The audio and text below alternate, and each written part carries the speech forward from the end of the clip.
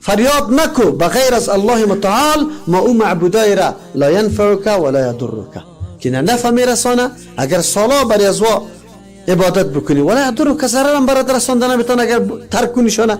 فین فعلت، ایره میگه در تو را میگم دیوال تو بشنو، پیغمبری کار نمیکنه، اما امتی اگر این نمیتور کار میکنه که حقانیت الله معلوم است، وحدانیت الله معلوم است، حق بندگی الله معلوم است، اما تو به غیر الله میری. وقتی که الله پیغمبری خود تهدید میکنه که اگر توی کار کردی فانک اذا من الظالمین، تو از جمله مشرک میشی، ظالم میشی، آل ظالم خو الله سرنگون میکنه. پس وقتی این تهدید الله به پیغمبری خود میکنه، ما تو کیستی؟ پیغمبر خوی کار نمیکنه اصلا. ما تو را میگه الله متعال که ای بنده، زمانی که حقانیت معبود بدن الله متعال ثابت میشه، پس چطور شده میتونه تو از راه دیگری پیش میشی؟